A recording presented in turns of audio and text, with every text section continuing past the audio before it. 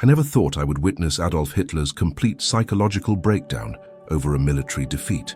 My name is Oberst Friedrich Hartmann, and in June 1944, I was a 41-year-old Wehrmacht colonel assigned to Hitler's headquarters at the Berghof in Bavaria, serving as a liaison officer between the Eastern Front Command and the Führer's military staff.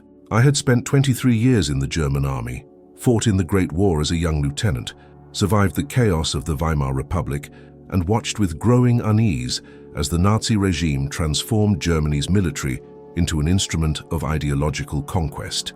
By 1944, I'd seen enough of Hitler's military decision-making to understand that his grasp of strategic reality was increasingly divorced from actual battlefield conditions. But nothing prepared me for what happened on June 5, 1944, when news reached the Berghof that American forces had entered Rome. The reaction wasn't what anyone expected, not anger at losing Italy's capital or concern about strategic implications, but rather a 40-minute tirade about Michelangelo, the Vatican, and cultural barbarism that revealed how completely Hitler's worldview had detached from military reality. The morning of June 5th started with the usual tension that permeated Hitler's headquarters in early summer 1944. The war situation was deteriorating on all fronts. The Soviets were advancing relentlessly in the east. Allied bombers were systematically destroying German cities, and the expected invasion of Western Europe could come at any moment. Italy, which had been Germany's ally until its government collapsed and switched sides in 1943, had become a costly campaign consuming resources and troops that were desperately needed elsewhere. The Allied advance up the Italian peninsula had been slow but steady, and by late May it was clear that Rome, Italy's capital, would fall to American and British forces within days.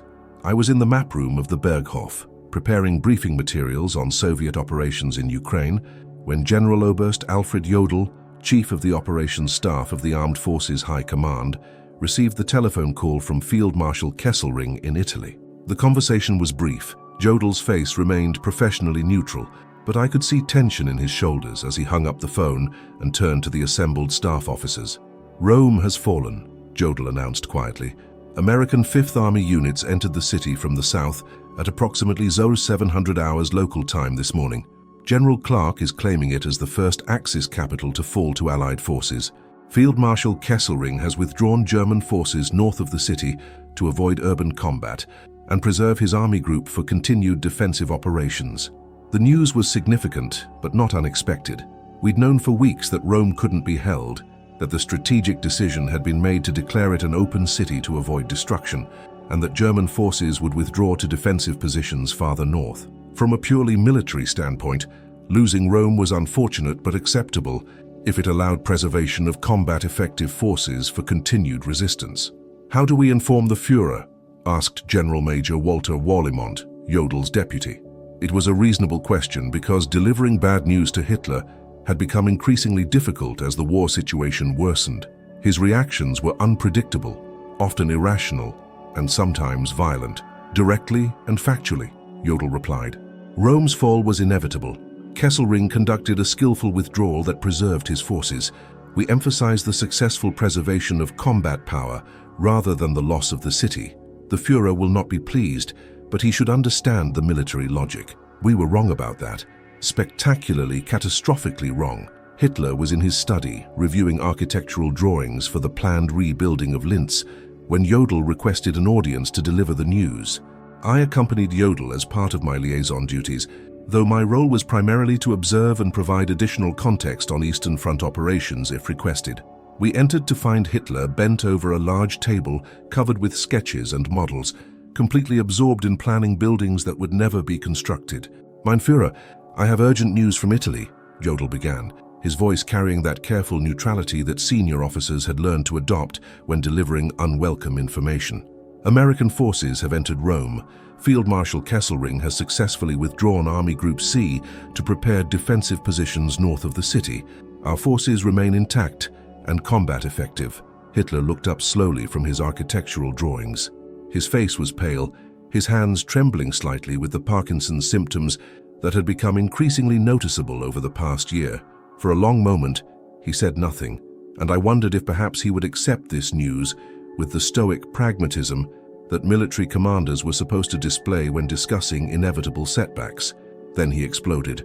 "Rome?" Hitler's voice started quietly, but rapidly escalated to a scream. "Rome has fallen to the Americans. The Eternal City, the capital of the Roman Empire, the seat of Western civilization's greatest artistic and cultural achievements, has been surrendered to uncultured American barbarians who wouldn't recognize Michelangelo from a house painter." Jodl attempted to respond. "Mein Führer, the military situation required—" "I don't care about the military situation," Hitler interrupted, his face flushing red. "Do you understand what Rome represents? Do you comprehend the cultural and historical significance of what has just happened? This isn't just another city. This is the center of Western civilization, the repository of artistic treasures that represent the pinnacle of human achievement. And we've allowed it to fall into the hands of mongrel Americans who will probably use the Sistine Chapel as a latrine." I exchanged glances with Jodl, both of us recognizing that Hitler's reaction was veering into territory that had nothing to do with military strategy or operational considerations. This wasn't a rational discussion about the loss of Italy's capital.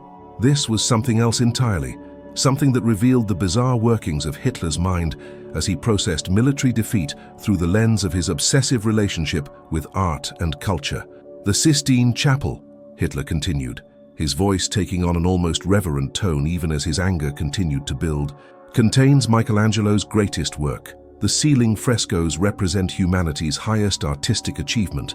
The Last Judgment is a masterpiece that embodies the Renaissance spirit, and now American soldiers, farm boys from Iowa, and factory workers from Detroit who probably think culture is a Hollywood movie, are walking through those sacred halls. It's a desecration. Mein Führer, Rome has been declared an open city," Jodl ventured carefully. "The cultural monuments will be preserved.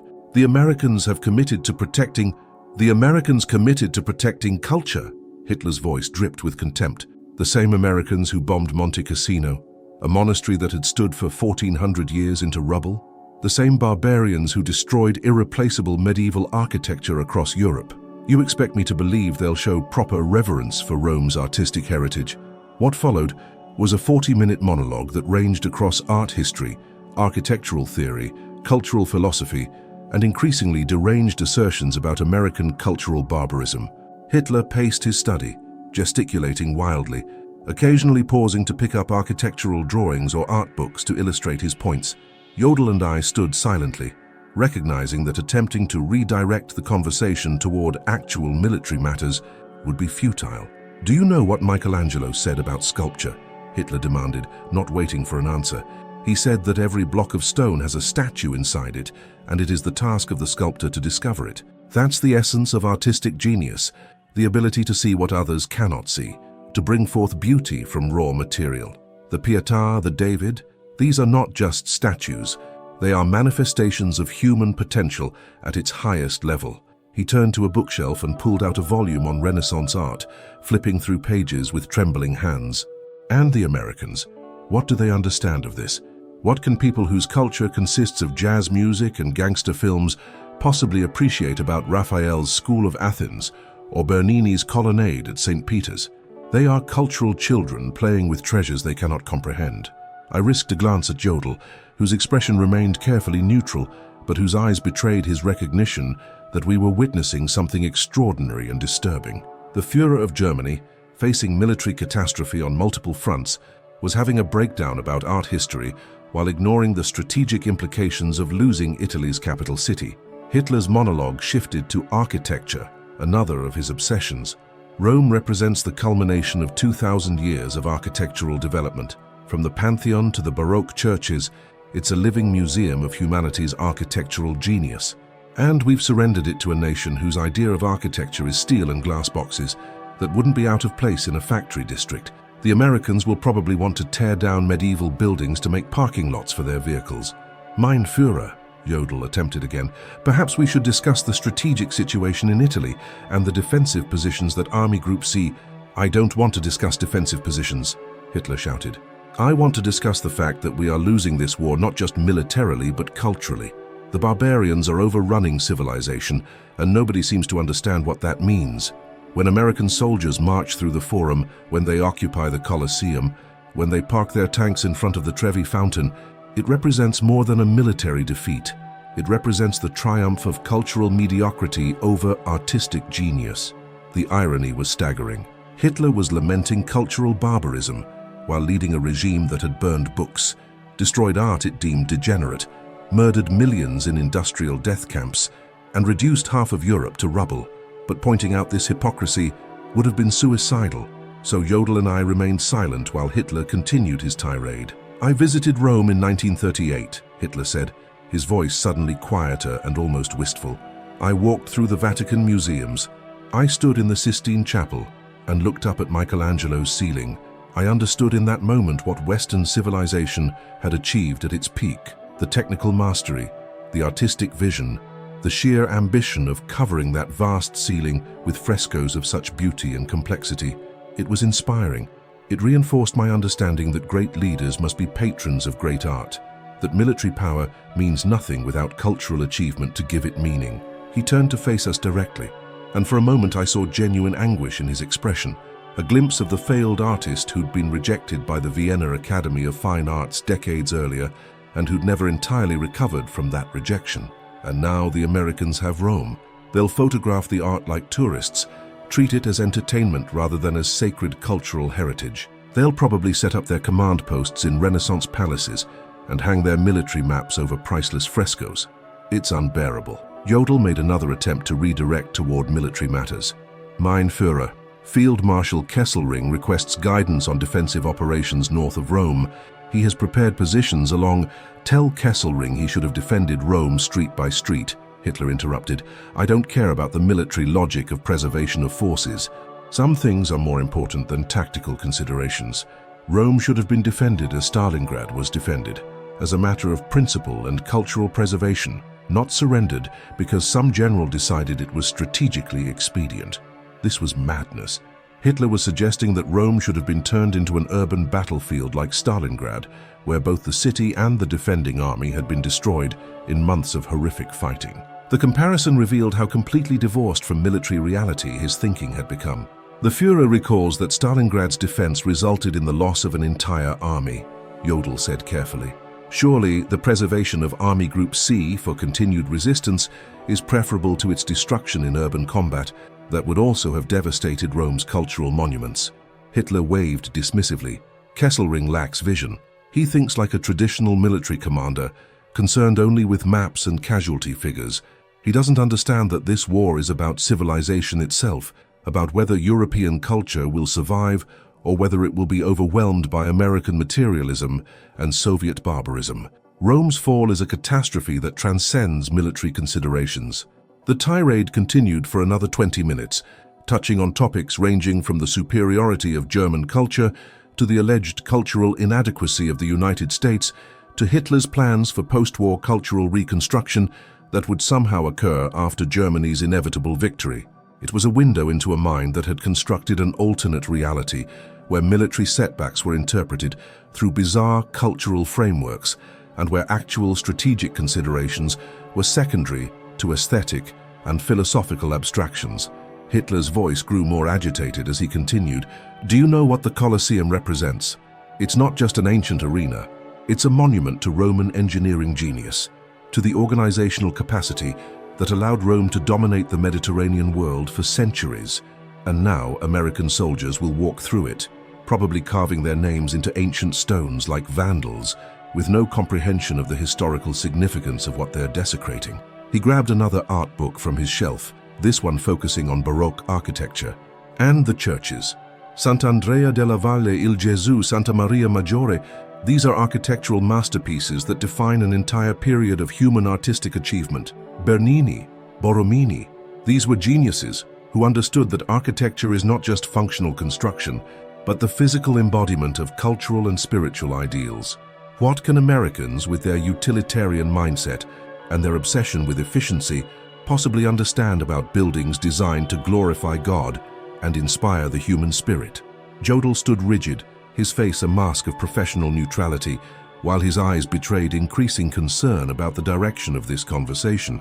I found myself wondering how many other senior staff officers had witnessed similar episodes, how often Hitler's decision-making was influenced by these cultural obsessions, rather than military reality, and how much damage this disconnect had done to Germany's war effort. The Renaissance, Hitler continued, warming to his subject despite the urgency of the military situation we faced, was the rebirth of classical learning and artistic achievement after centuries of medieval darkness. Italy, and Rome specifically, was the center of that rebirth. Michelangelo, Leonardo, Raphael, these weren't just artists.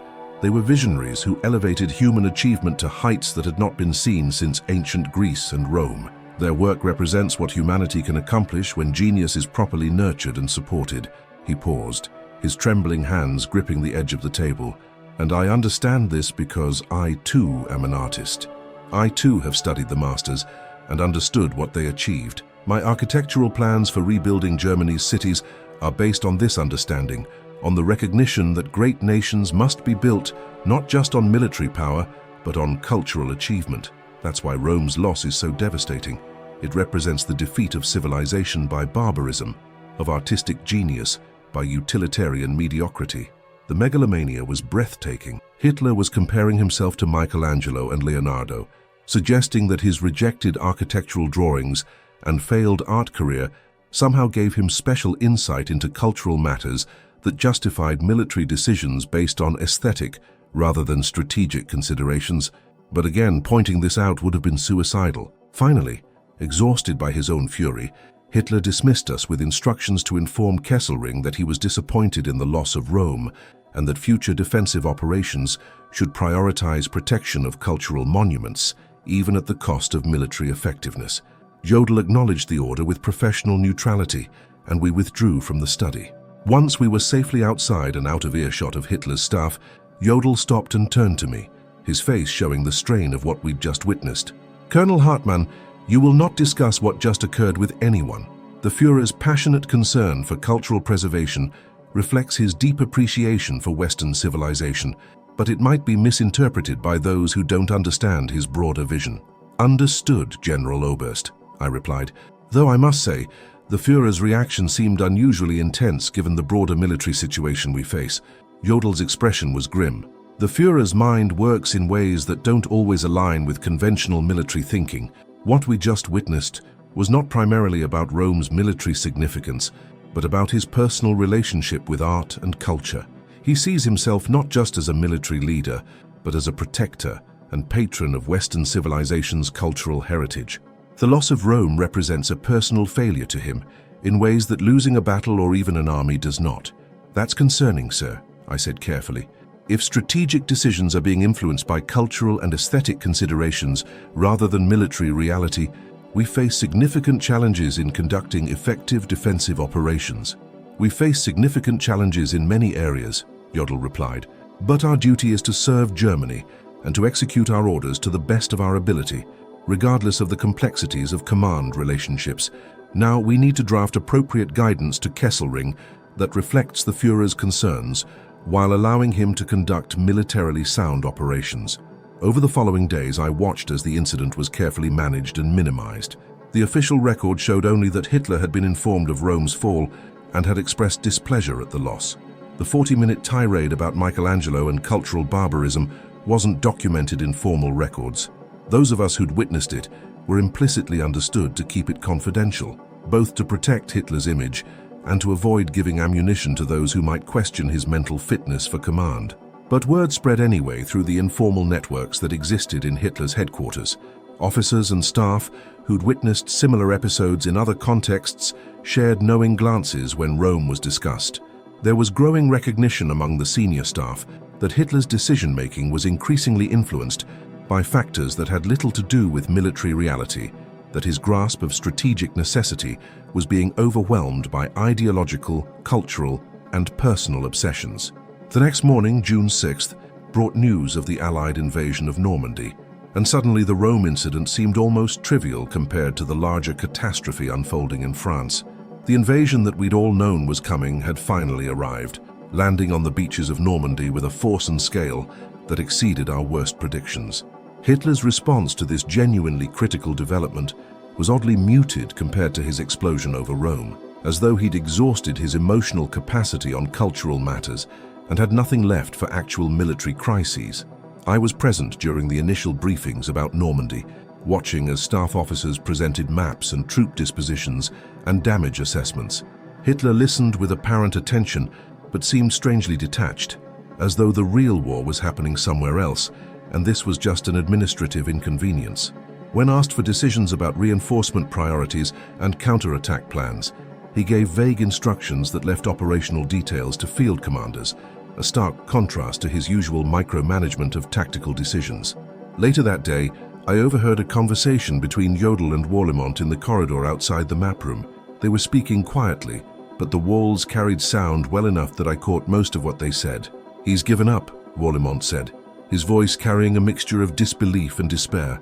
"Not consciously perhaps, but psychologically, he's already accepted that we've lost. Yesterday's breakdown over Rome wasn't about the city itself. It was about the realization that his grand vision of a Germanic cultural empire is collapsing. The art, the architecture, the cultural monuments he obsesses over, he knows they won't survive this war in the form he imagined." "That's speculation," Jodl replied, though his voice lacked conviction. "The Führer is under enormous stress. His health is deteriorating. His reaction to Rome was excessive, but it doesn't mean he's given up on the war." I moved away before they noticed my presence, not wanting to be caught eavesdropping on such a dangerous conversation. But Warlimont's words resonated because they articulated something I'd been thinking but hadn't dared to express. Hitler's obsession with cultural matters wasn't just an eccentricity or a stress response. It was symptomatic of a fundamental psychological retreat from the military reality of Germany's deteriorating position. Over the following weeks, as the Normandy beachhead expanded and Soviet forces launched devastating offensives in the east, I watched Hitler's engagement with military reality continue to deteriorate. He would spend hours discussing post-war architectural plans while postponing critical decisions about troop deployments. He would rage about cultural vandalism when cities were bombed, but show little emotion when entire armies were destroyed. The disconnect between his priorities and actual military needs became increasingly obvious to anyone working closely with him. What struck me in retrospect was how the incident revealed the multiple wars Hitler thought he was fighting. There was the actual military conflict, the grinding attritional struggle across multiple fronts that by June 1944 Germany was clearly losing. But there was also the cultural and ideological war that existed primarily in Hitler's mind, a struggle between civilization and barbarism, between artistic genius and cultural mediocrity, between his vision of a cultured Germanic Reich and what he saw as the mongrel materialism of his enemies. The tragedy was that millions of people died serving the objectives of these imaginary wars, sacrificed to validate the delusional worldview of a failed artist who'd somehow maneuvered himself into absolute power and who interpreted military strategy through the bizarre lens of his cultural obsessions. Rome's fall mattered to Hitler, not because of its strategic implications, but because it represented the Americans desecrating what he considered sacred cultural space. That this concern overshadowed actual military considerations in his mind revealed how unfit he was for the position he occupied. I survived the war, was captured by American forces in May 1945, and spent 2 years in a prisoner of war camp before being released. During interrogations, I was asked repeatedly about Hitler's mental state and decision-making processes during the final year of the war. I described what I'd witnessed, including the Rome incident, though I suspect the interrogators found it difficult to believe that a national leader would react to military defeat primarily through the lens of art history. I'm 81 years old now, living in quiet retirement in Bavaria, one of the last surviving members of Hitler's headquarters staff during the war's final year. When historians contact me asking about Hitler's decision-making and mental state, I always tell them about the Rome incident because it encapsulates so much about how he thought and why Germany's military situation became so catastrophic. A rational leader informed that his forces had successfully withdrawn from an indefensible position while preserving combat effectiveness would have accepted the news and moved on to addressing the next crisis. Hitler instead spent 40 minutes ranting about Michelangelo and American cultural barbarism, revealing priorities and thought processes that had nothing to do with winning the war and everything to do with validating his personal obsessions. That disconnect between Hitler's mental landscape and military reality was a fundamental cause of Germany's defeat. The fact that strategic decisions were being made by someone whose mind worked the way Hitler's did, whose priorities and concerns bore little relationship to actual military requirements, ensured that even when Germany had capable generals and effective forces, they were often employed in ways that served Hitler's bizarre worldview rather than sound strategic objectives. My name is Friedrich Hartmann, and I was 41 years old when I witnessed Adolf Hitler's psychological breakdown over the loss of Rome, a breakdown that revealed more about his fundamental unfitness for military leadership than any battlefield defeat could. That experience taught me that the most dangerous commanders aren't necessarily those who make tactical mistakes, but rather those whose understanding of the conflict they're fighting is so divorced from reality that they cannot make rational decisions even when presented with clear information. Hitler thought he was fighting a cultural war for Western civilization. The rest of us were fighting an actual military conflict. That disconnect was never resolved, and it cost millions of lives before Germany's inevitable defeat finally ended the nightmare.